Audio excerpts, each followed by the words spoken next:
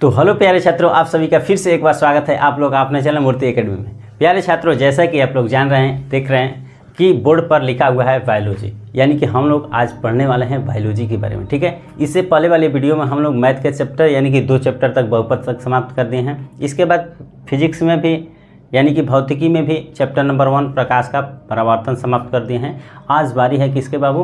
तो आज बारी है बायोलॉजी की, और वही चैप्टर अभी इंट्रोडक्शन क्लास है ये। और इसके बाद जब चलेंगे तो पहला चैप्टर है जय प्रक्रम, यानी कि लाइफ प्रोसेस के बारे में पढ़ेंगे, यानी कि हमारा जो जीवन है किस तरह से आगे बढ़ता है, किस तरह से हम छोटे बड़े यानी कि अग्रसर हम लोग का लाइफ किस तरह से चलता है, उसके बारे में पढ़ेंगे। तो सबसे पहले इंट्रोडक्शन आज देख लेते हैं। देखिए, बहुत ही इंटरेस्ट आने वाला है आज के वीडियो में। और बायोलॉजी एक ऐसा सब्जेक्ट है ना जो कि अपने खुद के बारे में पढ़ना है, तो इसलिए और बेहतर मज़ा आता है इसमें पढ़ने में कि क्योंकि अपने बारे में, अपने शरीर के बारे में, अपने बॉडी के बारे में हम लोग अच्छे तरह से या बेहतरीन ढंग से यानी कि इंटरनल पार्ट के बारे में हम बहुत बेहतरीन ढंग से पढ़ते हैं। ठीक है, तो चलिए आगे चलकर बहुत ही इंटरेस्ट आने वाला है। आइए आज इंट्रोडक्शन क्लास देखते हैं। इंट्रोडक्शन क्लास जैसे ही समाप्त होता है, अपने जो भी चैप्टर है उसके अनुसार और अपने सारे अंगों के बारे में हम लोग एक एक करके पढ़ने वाले हैं। ठीक है बाबू, चलिए। तो सबसे पहले आप लोग देखते होंगे कि बोर्ड पर है जीव विज्ञान, जिसको इंग्लिश में हम लोग बायोलॉजी के नाम से जानते हैं। ठीक है, तो बायोलॉजी का आज इंट्रोडक्शन क्लास बोले हैं, तो आज बायोलॉजी के बारे में संपूर्ण जानकारी रखेंगे अपने पास। इसके बाद जब भी आप चैप्टर पर चलेंगे तो एक एक करके जो भी टॉपिक होगा उसके अनुसार हम लोग पढ़ने का प्रयास करेंगे। ठीक है, चलिए। तो बायोलॉजी का मतलब होता है बाबू जीव विज्ञान। ठीक है, तो सबसे पहले बायोलॉजी कहता क्या है? कह रहा है कि बायोलॉजी ग्रीक शब्दों की, या ग्रीक एक भाषा है, ग्रीक हो गया, लैटिन हो गया, इस तरह का एक भाषा होता है। तो ग्रीक भाषा है, एक बायोलॉजी एक ग्रीक भाषा के 2 शब्दों से मिलकर बना है। आप लोग कहिएगा कि वो 2 शब्द कौन कौन से हैं? ग्रीक भाषा के अगर बात आती है तो ये ग्रीक भाषा के 2 शब्द कौन कौन से हैं जिससे मिलकर बायोलॉजी मिलता है, बायोलॉजी बनता है। और बायोलॉजी का तात्पर्य क्या होता है? वो ग्रीक 2 शब्द है जो उसका मतलब क्या होता है। तो आइए देखते हैं बाबू कि देखिए, बायोलॉजी 2 शब्द ग्रीक के 2 शब्द से मिलकर बना है। पहला है बायोस, पहला बाबू क्या होता है? बायोस। और दूसरा होता है लोगस। बायोस का मतलब BIOS होता है बायोस, और लोगस का LOGOS होता है लोगस। ठीक है, बायोस का तात्पर्य होता है या मतलब होता है या अर्थ कर सकते हैं कि बायोस का मतलब होता है लाइफ। लाइफ का मतलब बाबू, तो आप लोग कहेंगे कि लाइफ का मतलब हम जानते हैं कि जीवन होता है। ठीक है, क्या होता है बाबू? तो जीवन होता है, यानी कि हम कह सकते हैं कि लाइफ एक पहला है और दूसरा लोगस। लोगस का मतलब टू स्टडी। स्टडी मतलब आप लोग जानते हैं कि अध्ययन होता है। क्या होता है बाबू? अध्ययन। यानी कि हम मोटे मोटे शब्दों में अगर कहें, अगर बायोलॉजी का डिफिनीशन हम दें तो कह सकते हैं हम ना कि कौन सा, कि जीवन का अध्ययन ही बायोलॉजी कहलाता है। जीवन का अध्ययन ही क्या कहलाता है बाबू? बायोलॉजी कहलाता है। या हम कह सकते हैं कि the study of life that is called क्या? बायोलॉजी कह सकते हैं। यहाँ तक तो किसी को डाउट नहीं हो रहा होगा, क्योंकि बहुत ही हम बोले हैं कि बहुत ही इंटरेस्ट आने वाला है। हम लोग इंट्रोडक्शन क्लास में ही इतना बेहतरीन ढंग से पढ़ेंगे ताकि आपको आगे चलकर बहुत आसान हो जाए सभी चीज़ों को पढ़ना, और आप आसानी भाषा में हर चीज़ को बेहतरीन ढंग से समझ सकें। ठीक है, चलिए। तो हम कहेंगे कि बायोस का मतलब लाइफ हो गया, जीवन हो गया, और लोगस का मतलब टू स्टडी यानी कि अध्ययन हो गया। तो इसका अगर बायोलॉजी का डिफिनीशन देना होगा बाबू, इंग्लिश में डिफिनीशन अगर हम देखेंगे तो कहेंगे कि the study of life is called biology. The study of life is called biology, यानी कि हम मोटे मोटे शब्दों में कह सकते हैं कि इसमें जो भी अध्ययन हमको होगा ये जीवन के बारे में होगा। हम बोले हैं कि जब भी हम पढ़ेंगे बायोलॉजी का नाम आता है तो अपने जीवन की सारी वो क्रियाएं बायोलॉजी में घटित होंगी। ठीक है, यानी कि सभी घटनाएं किस में होगा बाबू? निहित होगा, तो बायोलॉजी में होगा। तो the study of life that is called क्या होगा बाबू? तो बायोलॉजी होगा। ठीक है, चलिए। उम्मीद करता हूँ ये आप लोग अच्छे तरह से इसको भी समझ लिए होंगे, और ये बायोलॉजी ग्रीक शब्द के 2 शब्द से मिलकर बना है उसको अच्छे तरह से समझ लिए होंगे। ठीक है बाबू, चलिए आगे बढ़ते हैं। अब बायोलॉजी को इंग्लिश में डिफिनेशन कर लिए, अब देखते हैं बायोलॉजी यानी कि हिंदी उसका होता है जीव विज्ञान। ठीक है, तो जीव विज्ञान का परिभाषा क्या होता है? तो जीव विज्ञान विज्ञान की वह शाखा। यह शाखा क्या होता है? शाखा का मतलब ब्रांच। जिस तरह पेड़ पौधा होता है, जिस तरह पेड़ पौधा होता है, तो एक पेड़ हो गया, मान लेते हैं कि पीपल या बरगद का पेड़ ले लिए। तो पीपल या बरगद का जिस तरह से पेड़ है तो देखे होंगे कि आप उसमें बहुत सारे शाखाएं होती है। मान लेते हैं कि ये पेड़ हो गया आपका बाबू, पेड़ का डायग्राम अच्छी तरह से नहीं बनेगा। ठीक है, और इसमें देखे होंगे कि बहुत सारे टहनी होती हैं, बहुत सारी टहनी होती हैं, बहुत सारी शाखाएं होती हैं। ठीक है, यानी कि पेड़ का बहुत सारे टहनी होती है, टहनी कहते हैं उसी को ब्रांच कहते हैं या शाखा कहते हैं, ठीक है, उसी को क्या बोलते हैं, शाखा। तो एक पेड़ में बहुत सारे शाखाएं होते हैं, तो हम लोग कह सकते हैं ना कि जो पीपल है इसमें बहुत सारे टहनी है। उसी तरह साइंस है, साइंस में बहुत सारे शाखाएं हैं, जिसको फिजिक्स कहेंगे, केमिस्ट्री कहेंगे, बायोलॉजी कहेंगे, और बहुत सारे इस तरह का ब्रांच है। उसी को कह रहा है कि जीव विज्ञान, उसी में से एक क्या है बाबू, जीव विज्ञान है, यानी कि बायोलॉजी है।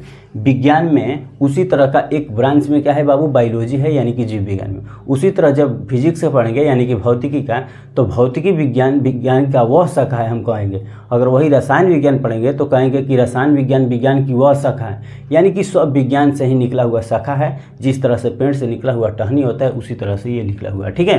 तो चलिए आज बायोलॉजी के बारे में हम चर्चा करें, तो बायोलॉजी के बारे में संपूर्ण जानकारी रखेंगे।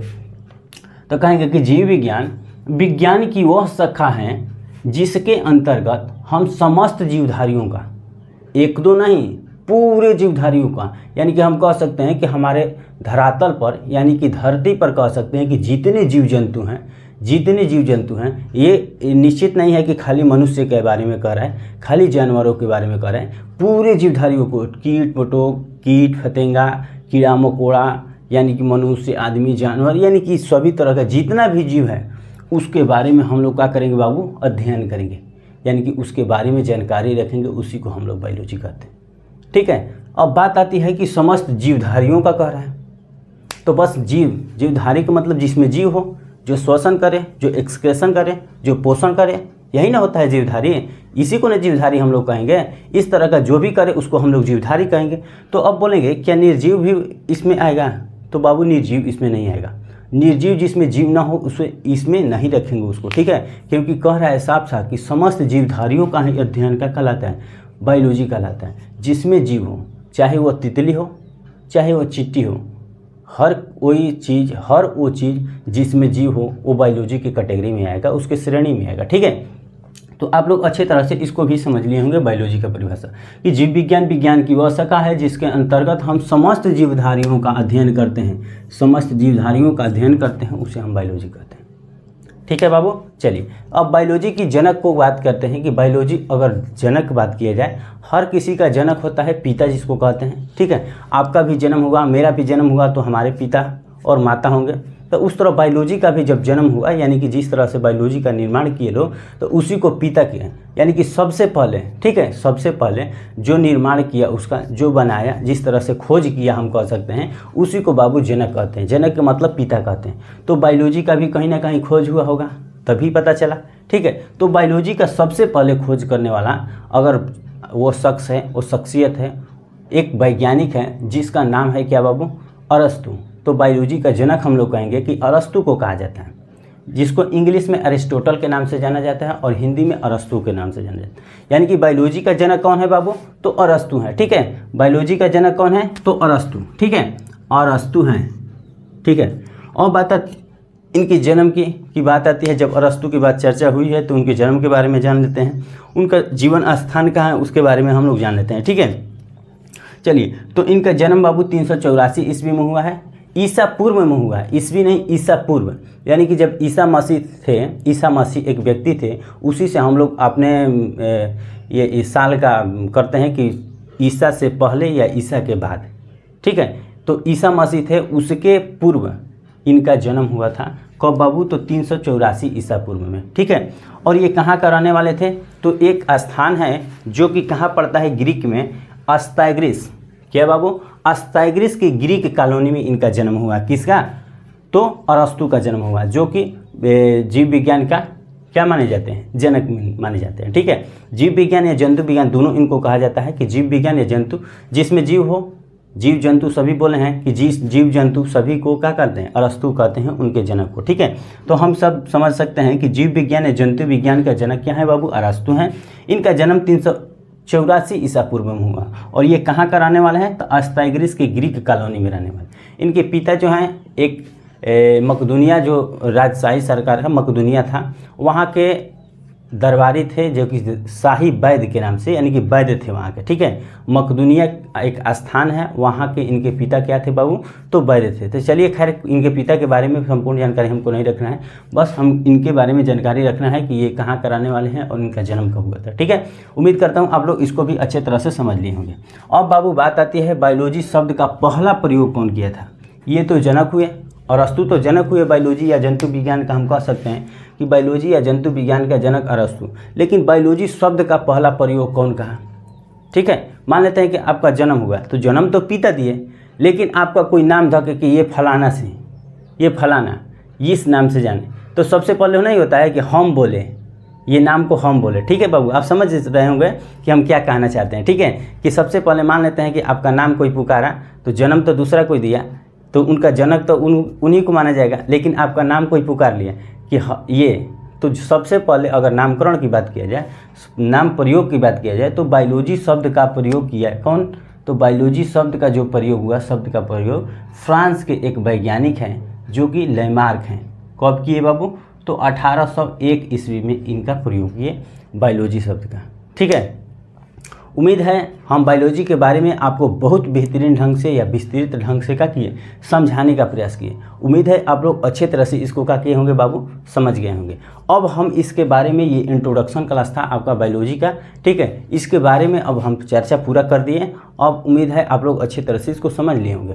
अब इसके आगे की जो क्लास चलेगी, यानी कि चैप्टर नंबर 1 बायोलॉजी में जो चलेगा, वो है जैव प्रक्रम, यानी कि लाइफ प्रोसेस के बारे में। हमारा लाइफ किस तरह से चलता है, क्या क्या चीज़ें लाइफ के लिए ज़रूरत होती है, पोषण की ज़रूरत होती है, श्वसन की ज़रूरत होती है, उस उत्सर्जन की ज़रूरत होती है, यानी कि सभी जितने भी क्रियाएं हैं वो लाइफ प्रोसेस में हम लोग पढ़ेंगे, ठीक है बाबू। तो मिलते हैं अगले वीडियो में, यानी कि चैप्टर नंबर 1 के साथ, और उसमें भी बेहतरीन ढंग से आपको समझाएंगे, इस तरह समझाएंगे कि ताकि आपके दिमाग में एकदम सेट हो जाएगा, ठीक है।